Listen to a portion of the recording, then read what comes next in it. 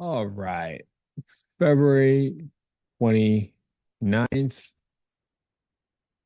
leap year, leap day. Thought we could do a BRRRR analysis since we haven't done one of those for a while. And the reason I want to do one today is I just was looking at Johnson County and I saw some properties that were really cheap. Like let's say this property was 110,000, which is a little bit below what I've been seeing in this area in Olathe and Johnson County specifically. So let's go through our regular process of analyzing a deal, right? First thing I do is take a quick look at the area to see what type of neighborhood it is. This looks pretty suburban for the most part, which is kind of what I expected since we've been looking at this area for a while. I'm saying go to tophap.com, look at the crime score really quick so we have a better understanding of this area, at least by the zip code. I believe this is a decent neighborhood. Let me see if I remember correctly. Tophap.com, neighborhood crime score is 81. So it's below average. That's great. Next thing I want to do is I want to make sure I note down the payment standards or the fair market rent, whatever is available to you. But I know that since I've been looking at Kansas City, when I looked at Johnson County Housing Authority, Johnson County, Kansas, this is how you can see it. They listed out all their bedroom count by bedroom, and by they don't have any zip codes. So this applies to everything in here, and this includes rent plus utility allowance. Okay, so you don't allow or you don't cover utilities, you have to subtract some of the utilities, right? So you can do that just by simply coming to a detached house, right? Single family. Yeah. So essentially you would deduct for this detached house. So you don't cover heat for natural gas, you get deduct 121 bucks if you are a three bedroom or five bedroom, you have to subtract 174. Right? All of these things you have to deduct in order to do it, but in order for you to cover it, that probably equals to what you are allowed. So something for you to think about and keep in mind in case you do or do not provide it. Sewer is 130. Oh, interesting. That's a lot. Water and sewer is a lot, very expensive in here. All right. So let's go ahead and look at the comps in the area. And again, right, all we're doing today for a BRRRR strategy is determine whether or not it's worth a while of your time to see if you should pursue it. And BRRRR stands for buy, rehab, rent, refinance, repeat. The whole goal of this is to get back out as much of your capital to refinance, a cash out refinance specifically, so that you can essentially turn your investment into as much of a risk-free, if there's such a word, of an investment so that you can get back out all your capital and leave no capital in the deal. All right. So in order to do this, when I looked at the condition of the home, you can see that it's a pretty large lot. Let's see. At the very minimum cosmetic, but then you got some ceiling that you got to put in there. The kitchen probably has to be replaced completely. Yeah, that's a complete rehab. Probably replace all the flooring. You're assuming all the electrical stuff is work, but there's probably a roof replacement in there already. So this is essentially almost a complete gut, besides for just some plumbing that's already in there. They got a little bit of an attic that maybe you can get another bedroom in there, but the square footage is definitely there at 2,760. That's a great square footage.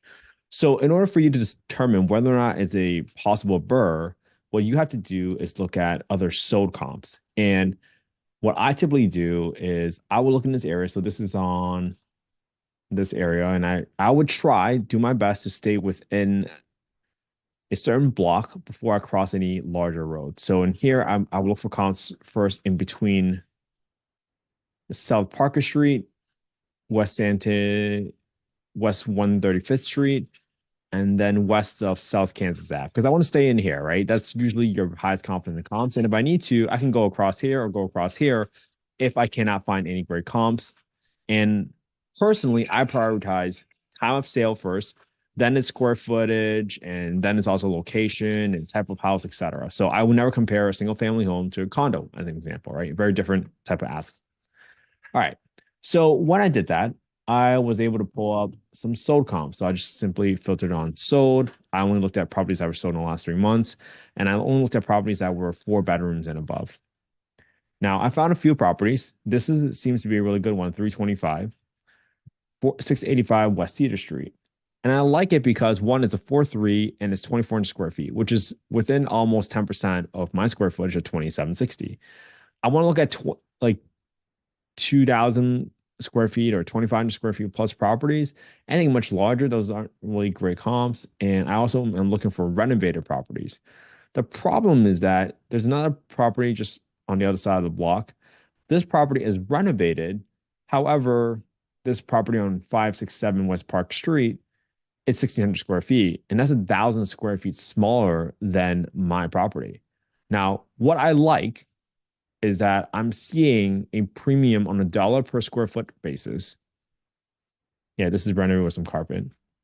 And this property sold for $174 a square foot. Okay. Let's look at the other property. The other property is on 685 West Cedar. 685 West Cedar. This property, when you just look at the condition, single floor home, it's not really renovated. It's pretty old.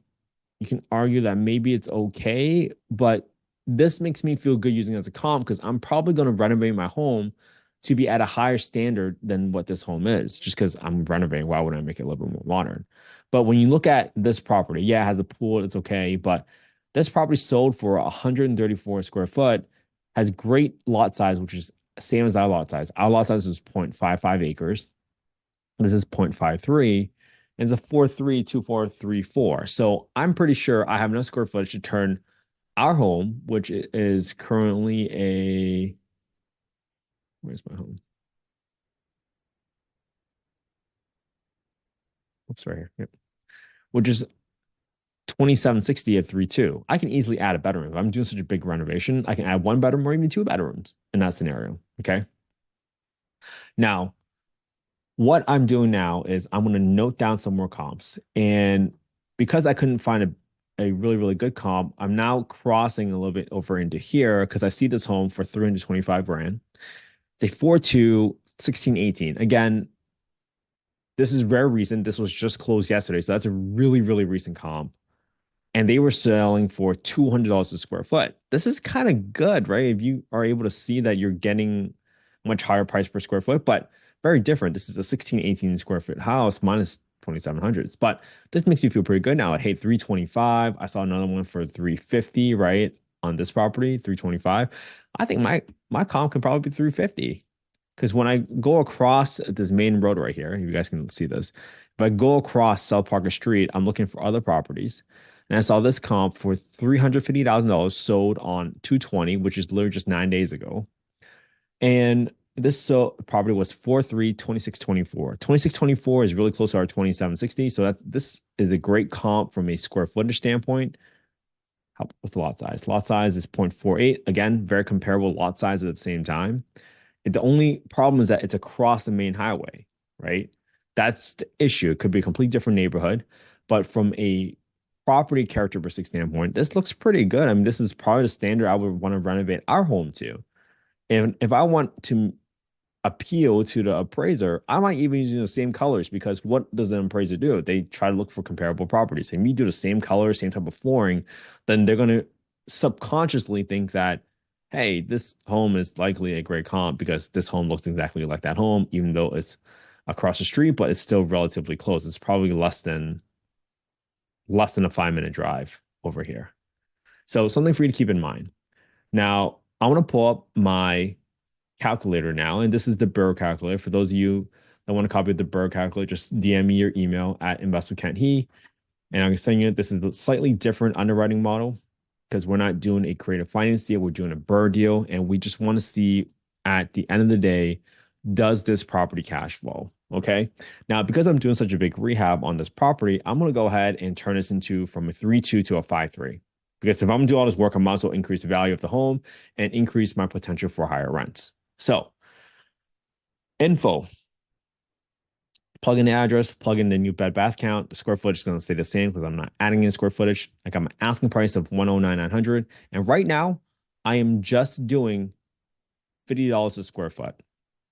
Okay. Because if I think about it, $3 to paint the entire place, $8 to redo the entire flooring. I got to add a whole bathroom, so that's probably around 12 grand. I remodeled another two bathrooms at 8 grand each, roughly. So 16 plus then the 12, that's 28.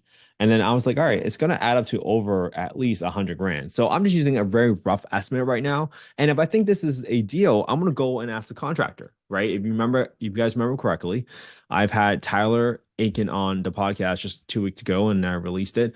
I'm going to go ask him and say, hey, how much do you think this will cost, roughly speaking, without going to the property? Roughly, how much do you think it will cost if I go turn this into a 5-3? Well, we'll see what happens, right? But let's just see if it's worth our time. Okay.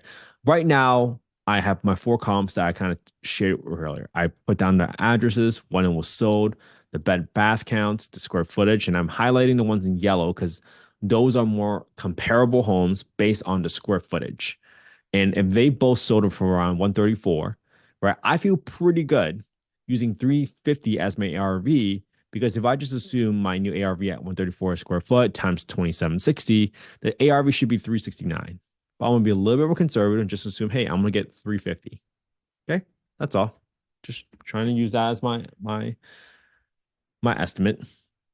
For my market rent, I'm gonna use 2317. I'm gonna assume that the 4 bedroom payment standard, since it's 2317, that the 5 bedroom is going to be higher. No guarantees. I probably have to give a quick call. But if I assume that my 5 bedroom count rent is going to be at least 2317, I'm assuming the 5 bedroom payment standard is higher than this, and I'm going to subtract some utility allowances that gets me back to 2317. That's all. I'm just making it up. And if you want to, right, what we always do is we check the market rents. And if I go to affordablehousing.com owner section, plug in the address, when I looked at the rents for a 4 bedroom unit, I see that within 25 units within a 1.16 mile radius, average rent is 1814. Well, 1814 is definitely not going to work. So what if I get to 5 bedroom? Once I get to 5 bedroom, it says within the 6 mile radius, the average rent is $3,147. That shows me that there is significant amount of demand for a 5 bedroom home in this area. So that's why I care about it. That's why I want to pursue it and see whether or not this might be a deal. So at 5 bedrooms, I'm going to assume I can get at least 2317 rent. All right. Okay. All right. Now let's go ahead and take a look at it.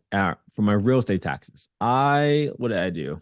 I just took some estimates of some nearby comps and I just said, hey, what's a property for sale in the area? Let's see.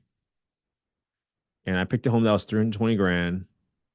And I said, all right, how much is my estimated property taxes for this? 147. I bumped it up, 208, bumped it up, and just multiplied by 12. And then I saw another home that was 283. So I'm just gonna add to it, to be quite honest with you. That's it. Just gonna add into it, and I can get more accurate on my numbers a little bit later. Okay.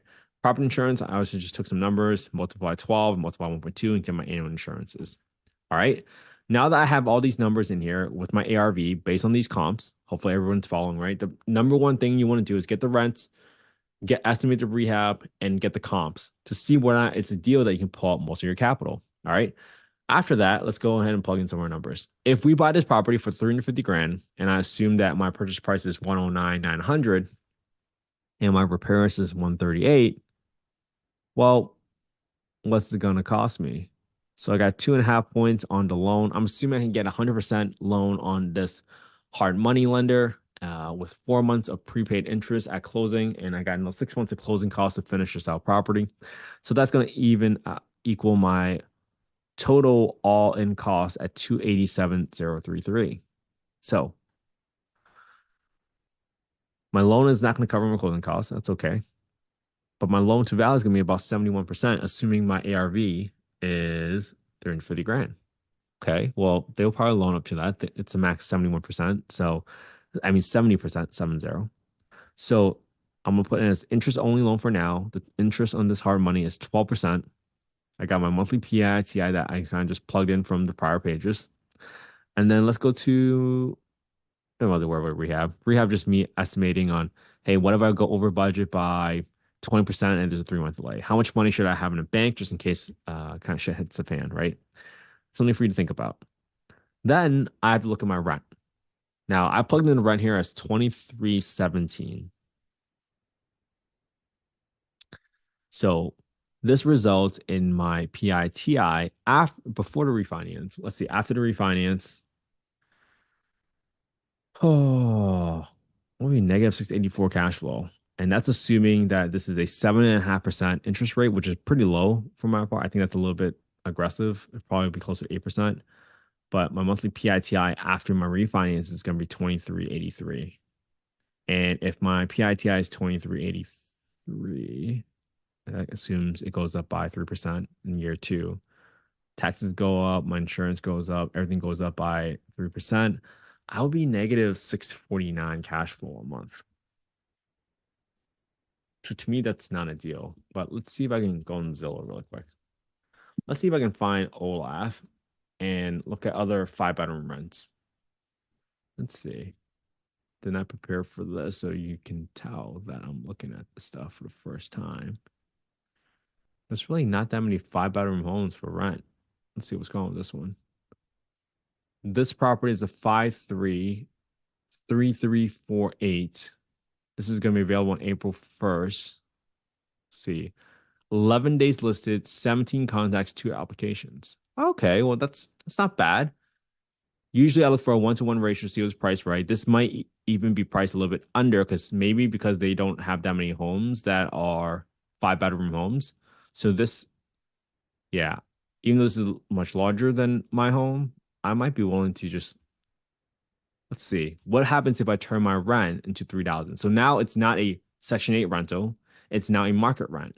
So if I turn my market rent into 3,000, might that cash flow? Let's see.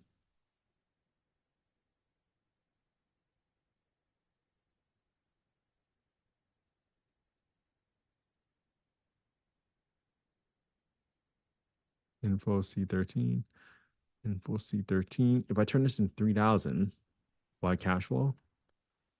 Okay. If I turn this into 3,000, I would not cash flow, but I would own a home that breaks even. Still not a deal for me personally because I don't really want to spend all that time going through the motions, managing the rehab just to have a property that does not cash flow at all. Because that's not enough. That's not worth my time, honestly. Unless you think this is a very high appreciating market. I mean, granted, it's up to you, right? But I personally do not want to go through all that work when maybe I can just take that money and put into a passive investment that gets me 9, 10% plus X percentage of profits in another fund. That's personally me. And again, this is not investment advice. I'm not soliciting any investments here, but I wanted to share with you exactly how I think about the process. And BRRRR is a very popular strategy, but you have to do a lot of analysis to figure out whether or not it's worth it. So let's kind of recap what we did today. So we looked at the property. It was a 3.2, 2760. We estimated the rehab and said, hey, maybe this $110,000 home gets us to $138,000 rehab. And if my ARV is 350 grand, even though I get my market rent up to 3,000, which we saw on affordablehousing.com, that was kind of supported, does that get me an ability to pull back out all my capital? We'll put in all the numbers. We had the ARV based off of some sold comps within the last 3 months, which gives me comfort because I like recency when you look at comps because market has moved a ton over 3 to 6 month time period in the last 2, 3 years. So my rehab is 6 months roughly, but with the rent at 3,000, this is not cash flow. And that's how it kind of all flows out. So to me, this is not a deal. But if it was a little bit closer, maybe. I mean, what if my purchase price was, what if my purchase price was $80,000? I like to just mess around with these scenarios because this is how you can figure out whether or not something is a better deal. What does that flaw do? Yeah, you're still losing money at the end of the day, but yeah, you would be able to take back out 9 grand for all your time, but you would have put a significant amount more capital in there. So you would have made money by pulling out $9,000, assuming you can get a loan refinance at 75% LTV. But that's pretty much it. Up to you on whether or not you think that's worth your time. So Thank you for tuning in today. Hope you guys spend some quality time with your loved ones, with your family and friends, and stay consistent with me. I know today was a lot to analyze a BRRRR deal. It wasn't as straightforward as some of the Section 8 or even some of the sub 2 deals we've been looking at lately. But it's always good to get practice. It's always good to get familiarized. Like, hey, if I was looking at a property in this area and I wanted to get my ARV up, well, what is my ARV? Well, then comping is really just an art. Art is, in general, you have your own set of priorities. You like to look for a similar condition of the home, similar year built, lot sizes, the location in terms of, do you really want to cross a main street? Do you want to cross a highway? Do you want to cross a route or interstate, right? That's really completely up to you. But as we all know, sometimes neighborhoods change drastically just by going street to street. So there's risk in assuming your ARV using a home that might be across a bigger route, which is what we saw today. We had to go across a route. Those are going to be judgment calls. And sometimes you can ask a local realtor, a local contractor, other flippers to see and better understand that neighborhood. But underwriting the deal, in my opinion, is the first step because how else would you know whether it's worth your time?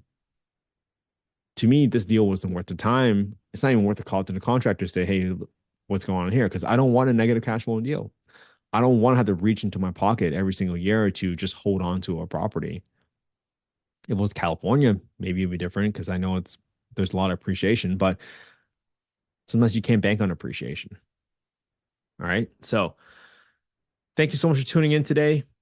Today's February 29th. We've been going live for 152 days in a row now. We're going to stay consistent, keep underwriting deals with me, and ask me questions if you guys ever need any help with analyzing deals.